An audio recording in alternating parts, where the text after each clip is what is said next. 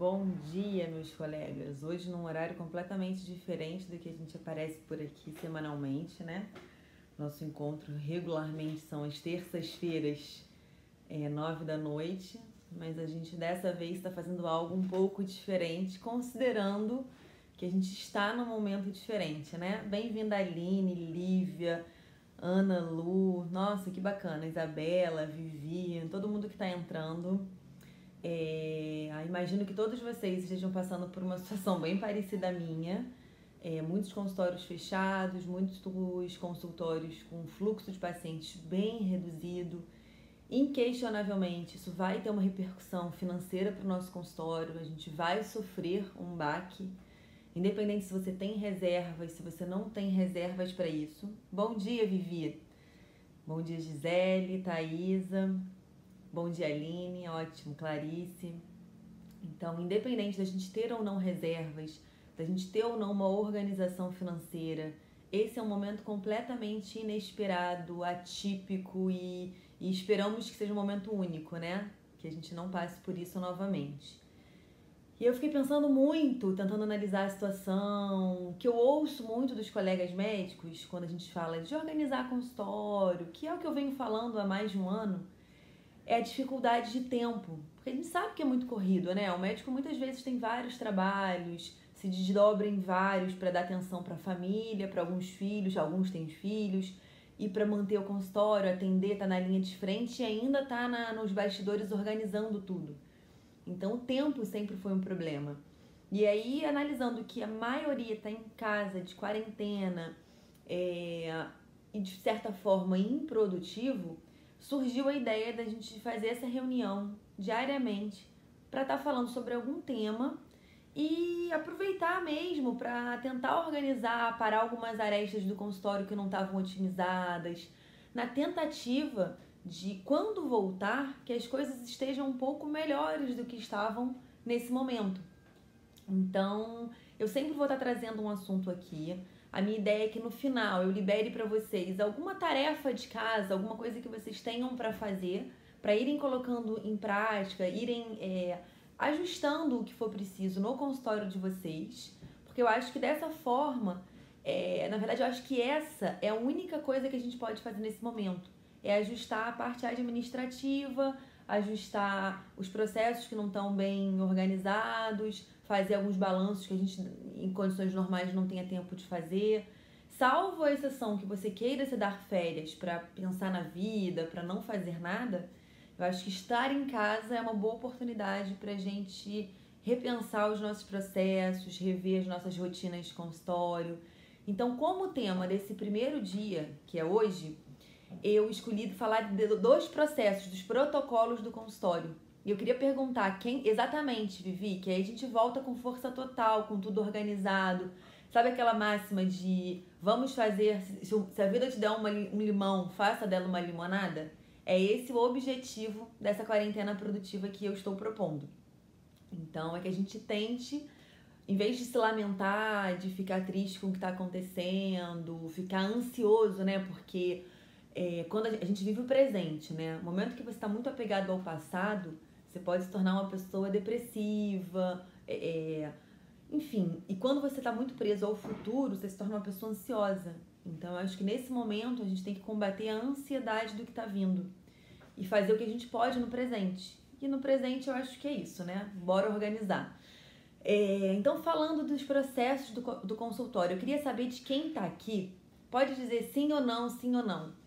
Quem tem processos definidos? O que eu quero dizer com isso? Quem tem protocolos impressos, elaborados sobre as funções do consultório? Por exemplo, quem tem protocolo de recebimento dos pacientes? Quem tem protocolo de controle de estoque? Quem tem protocolo de esterilização? Quem tem protocolo de atendimento telefônico? Então, quem tá aqui acompanhando a live agora, fala pra mim só um sim ou não. Carol tá dizendo que tem. Tá ótimo. Quem mais aí tem protocolos no seu consultório? Que é sobre isso que a gente vai estar falando hoje. E eu vou estar sinalizando o que de... A Ana tá dizendo que não tem. Tá, Thaisa dizendo que não. Só para eu saber se vai ser produtivo os assuntos. Isabela tá dizendo que não. Isabelle. Que ótimo, Aline. Tá tudo desorganizado, não tem. A Sayuri tem sim, a Vivi não. Ok, então aí, ó, de todo mundo que respondeu, só a Sayuri e a Carol que tem. Então eu acho que a gente vai conseguir colaborar com muitas de vocês. Stephanie, bem-vinda. O que basicamente é um protocolo e para que ele serve, gente? Ele serve para trazer padrão, para padronizar. Cláudio falando que tem alguém fazendo os dele. Quem será esse alguém? Vai ser muito produtivo, Vivi. Eu acredito que sim. Eu acredito que sim. Então vamos falar do objetivo do protocolo, né? Que parece uma coisa engessada, uma coisa chata, só de pensar protocolo, mas não. O protocolo ele tem como objetivo trazer padronização para alguns serviços que precisam ser padronizados. E uma vez que você padroniza, você traz qualidade e você também traz segurança, tanto para quem está fazendo, executando aquele processo, quanto para quem é nosso cliente, que está conseguindo usufruir de um serviço de maior qualidade. Então, quando a gente fala de ter um protocolo de atendimento telefônico, por que isso é importante? Porque você pode ter mais... Fernanda queria assistir, mas tem que cuidar das crianças. Fernanda, participa o quanto der. Eu vou colocar essas transmissões também disponíveis depois 24 horas no Instagram, depois vou colocar no YouTube. A ideia não é reter informação, é distribuir para o máximo de pessoas. Então, tentem participar, tá? Então, voltando a falar do protocolo de telefone. Por que ele é importante? Parece uma coisa boba. Mas se você tem mais de uma secretária, é importante que todas elas façam o mesmo nível de atendimento, o mesmo cuidado no atendimento. E isso você só vai garantir oferecendo treinamento e dando suporte. E os protocolos são maravilhosos, tanto para treinar, porque ali nada mais é do que um roteiro do que tem que ser seguido, e também serve de um roteiro para acompanhamento, para avaliação se aquilo está sendo colocado em prática. Porque você consegue avaliar a pessoa que tem que executar aquele trabalho, porque está ali registradinho. Você também não vai esquecer do que tem que ser feito. Então, esse que é o principal objetivo do protocolo. Então, o que não pode faltar em um protocolo, né? O que tem que estar nesse documento? Você tem que deixar bem claro para quem que esse documento ele vai ter função. Então, por exemplo, eu vou dar agora como exemplo o protocolo de esterilização de materiais. A gente tem que dizer que o protocolo de esterilização, quem ele abrange? Ele abrange todos os profissionais que vão estar envolvidos na esterilização dos equipamentos, no controle do uso. Então, você tem que dizer quem são os responsáveis para estarem colocando em prática aquele protocolo. É sempre importante você não colocar nome. Então, eu não vou colocar a Priscila tem que fazer ou a Tamires tem que fazer. Por quê? Pessoas mudam. Infelizmente, né, as pessoas mudam. Então, você tem que colocar o nome do cargo da pessoa. Então, olha, quem vai fazer isso é a minha assessora, é a minha secretária, é a minha atendente, enfim, como você for chamar. Então, é importante ter definido quem vai ter que seguir aquele protocolo. Uma outra coisa importante é dizer quem fez esse protocolo, quem elaborou o protocolo e tentar colocar a data que foi feita, a data que entrou em vigor. Outra coisa interessante é você estimar, prever um tempo para rever esse protocolo. Geralmente, os protocolos são revistos pelo menos uma vez por ano. Revistos de forma bem simples, para ver se alguma coisa mudou, se alguma coisa precisa ser ajustada ou não. Todos esses itens que eu estou falando para vocês, eu vou mandar por e-mail para quem estiver participando. Então, não precisem se preocupar em estar escrevendo, em ficar preocupadas, tá? Eu vou, no final, liberar um link aqui. Quem acessar esse link, cadastrar o seu e-mail, óbvio, porque eu não tenho como adivinhar quem está aqui. Quem cadastrar nesse e-mail, eu vou mandar essas informações por e-mail. E assim a gente vai fazendo diariamente, tá? Para que vocês consigam participar comigo aqui, sem ter que se preocupar em escrever alguma coisa. Então, eu falei das coisas importantes do protocolo. Ter o responsável por colocar aquilo em prática, o responsável por ter escrito aquele protocolo, ter uma previsão de quando esse protocolo vai ser revisto. Uma outra coisa importante é você descrever todos os materiais que podem ser necessários para você estar executando, colocando em prática aquele protocolo. Então, por exemplo, o protocolo de controle de estoque. No meu controle de estoque, para minha secretária colocar ele em prática, ela precisa ter acesso à minha planilha de controle de estoque. Então, é isso que tem que estar vindo na parte de materiais. Ah, não, é a esterilização de materiais que eu tô falando. Ah, então quais são os materiais que precisam ter para fazer a esterilização? Ah, autoclave, seladora, grau cirúrgico, teste químico, teste biológico, tudo que for preciso para esterilização, os materiais, eles têm que ser descritos. Então, volto a falar, o protocolo é um roteiro. Então, vocês tentem perceber como que a gente está colocando tudo que é importante para executar essa grande ação, que é, enfim, ou atender o telefone, ou esterilizar um material, ou controlar um estoque, tudo pode ter um protocolo. Bom, uma outra coisa importante é você descrever o passo a passo daquilo que precisa ser feito. Quando a gente está escrevendo os nossos protocolos, a gente tem a sensação que está sendo até chato, porque a gente coloca tanto detalhe que parece que você está sendo repetitivo. Mas é nesse momento, na hora de elaborar realmente esse passo a passo, que você tem que ser chato, que você tem que ser minucioso, porque nada pode ser esquecido nesse momento. Você tem que conseguir contemplar tudo que pode acontecer, todas as intercorrências que podem acontecer. Deu uma travadinha aqui, mas estamos de volta. Deu uma congelada. Você tem que prever as situações rotineiras, né? Tudo funcionando bem, o que deve ser feito em cada situação, mas você também tem que considerar, e quando não der certo? Volto a falar do protocolo de esterilização de materiais. Ah, o esperado é que o teste químico aconteça dessa forma, o físico dessa forma, desculpa, o biológico dessa forma, e isso é o esperado. Tá, mas e se por algum motivo, em algum momento, perceber que o autoclave não está funcionando como deveria? O que tem que ser feito? Ah, tem que entrar em contato com a assistência técnica no número tal ou no e-mail tal. Isso tudo tem que estar escrito no protocolo. Por quê, gente? Digamos que de hoje para amanhã você tem só um responsável que faz essa função. E esse profissional, ele fica doente, ele precisa se ausentar. Isso aconteceu comigo, eu já relatei isso uma vez, num Natal. No mês de dezembro, na época eu tinha uma única secretária, tá? E ela foi diagnosticada com tuberculose. Em dezembro eu fiquei sem secretária, no mês que é mais movimentado, no mês que a gente dá um levante no consultório, nas finanças, eu fiquei sem ninguém. E ela fazia tudo, ela fazia esterilização, ela controlava a compra dos materiais, eu não tinha as coisas protocoladas, eu não tinha as coisas organizadas.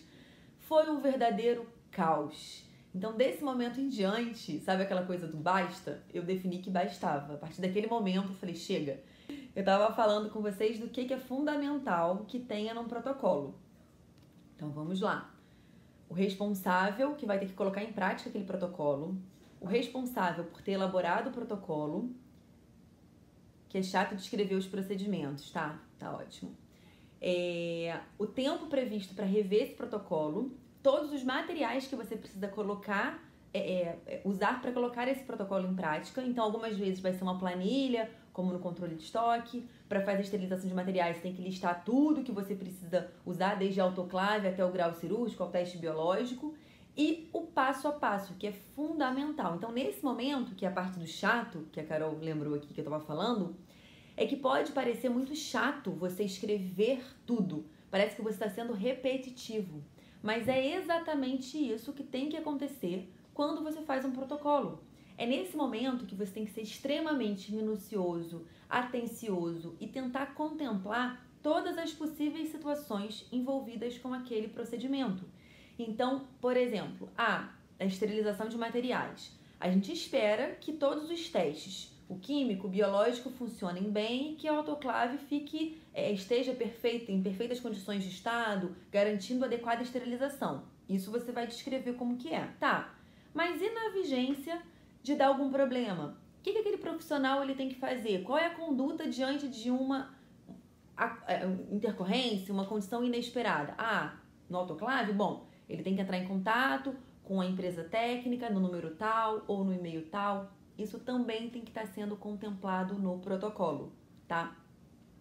Outra coisa importante, se você usar alguma sigla, por exemplo, vai usar várias vezes durante o protocolo EPI, que é o equipamento de proteção individual. Então, coloca um item antes de estar citando a sigla, dizendo o que significa essa sigla, tá? É importante, porque a gente sabe o que quer dizer EPI, mas de repente o teu profissional, o teu funcionário que vai estar colocando aquilo em prática, ele não faz ideia do que é EPI. Então, eu volto a falar, é o momento de ser chato, minucioso, colocar tudo nos mínimos detalhes, com todo o cuidado possível, tá? Eu queria saber com vocês, alguns aqui já falaram que não tem protocolo. A minha sugestão é que vocês escolham, não adianta a gente querer também fazer tudo que não teve. Eu sugiro que você escolha de 3 a 5 assuntos para você fazer os seus protocolos. Então, e coisas simples, gente, atendimento telefônico, recepção do paciente no consultório, esterilização de materiais, controle de estoque, negociação com o paciente. A Marina começou ontem porque você assistiu a aula do curso, né, danada? Que bom, Marina. Eu sugiro, então, que você escolha de 3 a 5 temas para estar colocando no papel, elaborando esse protocolo. Isso vai ajudar muito quando voltar à tua rotina. Depois que você elaborar esse protocolo, você imprime, tá? E é importante também que você tenha um nome, né, o protocolo. Então, protocolo de esterilização de materiais, protocolo de atendimento telefônico, e cada um tem um número. Então, o primeiro que você fizer vai ser o seu POP 1. Então, por exemplo, eu vou começar pela ligação telefônica. Então, POP 1, ligação telefônica. E aí você vai colocar tudo isso que a gente discutiu aqui. O meu POP 2 vai ser controle de estoque. Então, POP 2, controle de estoque, descreve tudinho. Depois, você imprime esse documento, tá? E coloca numa pasta. Essa pasta, ela vai ficar acessível para a tua equipe, para a pessoa que precisa colocar aquele POP em prática. Algumas vezes também o que você pode fazer junto com o POP, você elaborar um checklist. Então, por exemplo, no de esterilização de materiais, o passo a passo é esse, certo? Então, elabora um checklist, como se fosse um espelho desse passo a passo, para que aquele funcionário que está sendo treinado, para aquele funcionário que ainda não tem muita habilidade naquilo e que está executando, que ele possa checar as etapas. Esse checklist também é uma forma de te ajudar a rastrear se ele está fazendo certo, entendeu? Então, o POP, ele pode vir junto também de um checklist, que ajuda a garantir que aquelas etapas foram executadas, tá? Sobre protocolos, esse assunto, né? Enfim, eu falei tudo que era necessário, era fundamental ser falado. Se alguém que está aqui agora tiver alguma dúvida, pode mandar que a gente discute também. Eu vou colocar aqui na descrição um link para quem estiver aqui participando e quiser receber essas coisas que eu falei por e-mail, para não esquecer de nada também, deixa o e-mail que eu vou estar mandando agora pela manhã, porque aí vocês conseguem colocar em prática. Amanhã a gente vem e fala sobre um outro assunto. A minha ideia amanhã é falar um pouco sobre secretárias, algumas coisas sobre secretárias para que vocês também possam passar para elas nesse período. E aí, cada dia a gente vai escolhendo um tema, vocês podem sugerir algum tema também que vocês achem relevante a gente estar falando. Mais do que vir aqui e dividir 20, 30 minutos com vocês de conversa, eu queria realmente que vocês colocassem em prática o que a gente vai estar conversando aqui. Travou de novo, gente. Que vocês coloquem em prática o que a gente vai estar conversando, para que realmente seja produtivo esse período, tá? Eu vou digitar aqui, então, o acesso para vocês colocarem no e-mail que eu criei agora pela manhã. Descomplique seu consultório. Ponto.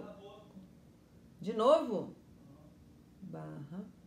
/quarentena produtiva. Tá.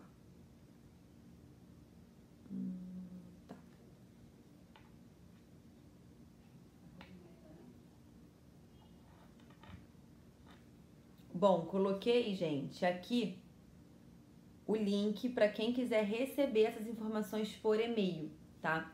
E aí eu queria muito que vocês participassem dizendo: Clara, fiz meu protocolo, Clara, consegui, para que eu também fique animada e motivada em estar aqui dividindo coisa com vocês. Eu sinto que realmente...